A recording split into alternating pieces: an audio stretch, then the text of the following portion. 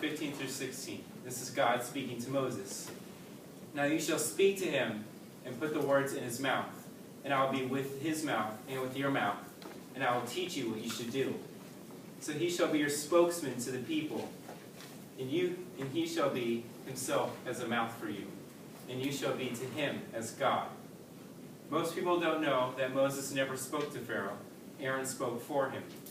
But God compared himself to Moses as Moses to Aaron. Therefore, basically saying that Moses, in a sense, was like God to Aaron.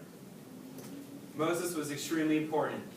And you can see this not only in his life, but also in our lives, because of what he said, what he did, and the effect that his life made.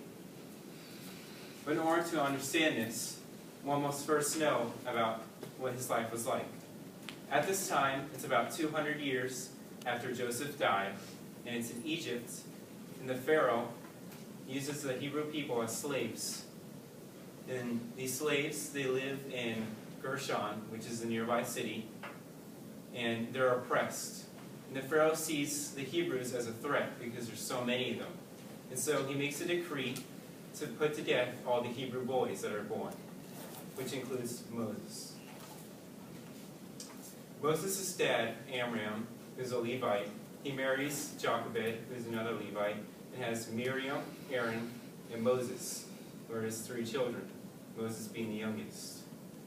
When Moses is born, at first he's supposed to be killed, but his mom hides him for 3 months, and then after that she places him in a basket into the Nile River, where he's found by Pharaoh's daughter, who takes him in and names him Moses, which means drawn out.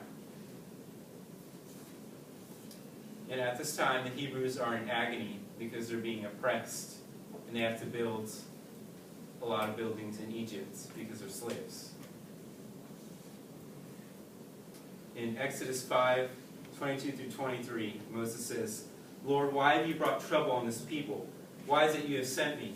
For since I have come here, Pharaoh has done evil to this people. Neither have you delivered at all." Moses challenges God. This is shortly after he first goes to Pharaoh and tells him to let the people go.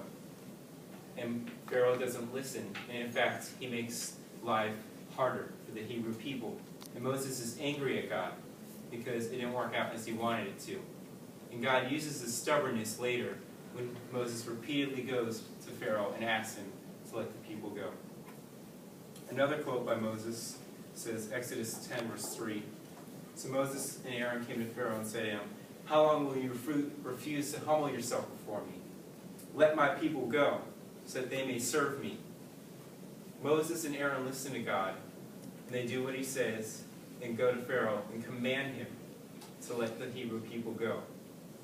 At this time, the Pharaoh is believed to be God himself, and this takes a lot of faith to go and command him what to do. One last quote by Moses is, "It shall be a sign to you on your hand and as a memorial between your eyes, that the Lord's law may be in your mouth. For with a strong hand the Lord has taken you out of Egypt." This is after the death of all the firstborn in Egypt. And now the Israelites are free to do what they want. And Moses is speaking about the Feast of Unleavened Bread, which is a specific feast that the Israelites must do to honor their agreement with God. But Moses didn't only impact the world through what he said, he also impacted the world through what he did. He was visited by God in a burning bush at 80 years old in Midian when he was a shepherd. He obeys God and goes with Aaron to tell the Pharaoh at the time to let the people go. And of course, he doesn't listen. And so Moses turns all the water in Egypt to blood. But Pharaoh hardens his heart and still doesn't listen. And this repeats 8 more times with plagues of frogs, lice, fleas, livestock, boils, hail, locusts, and darkness. All these Pharaoh does not listen to God, and he doesn't let the people go.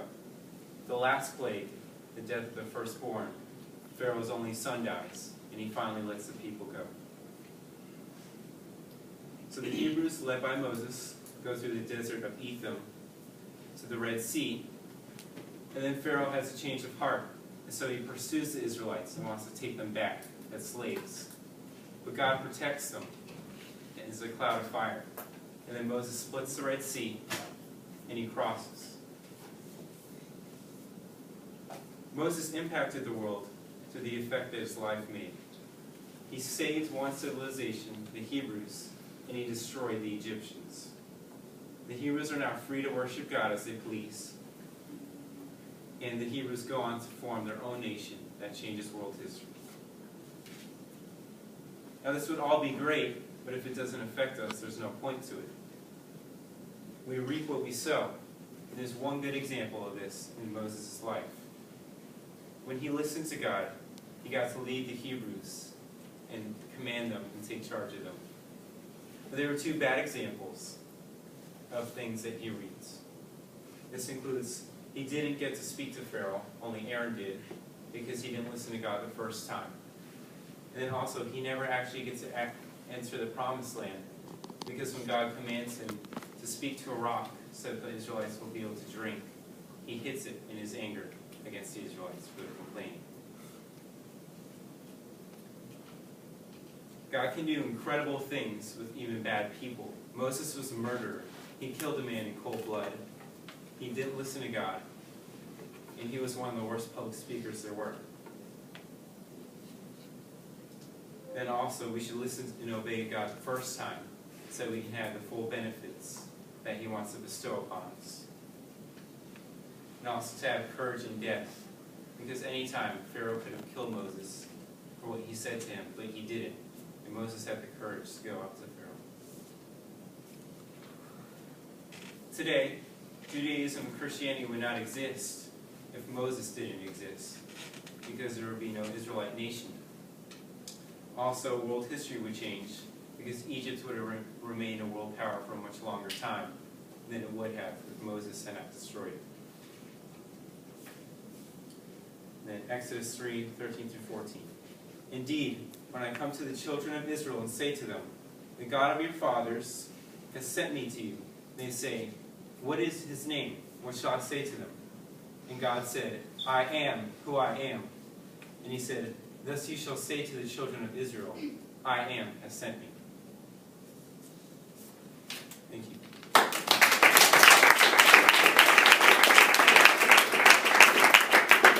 All right, very nice. We now have, due to time, I'm going to give you 1 minute. Sophia, if you could stop at this time.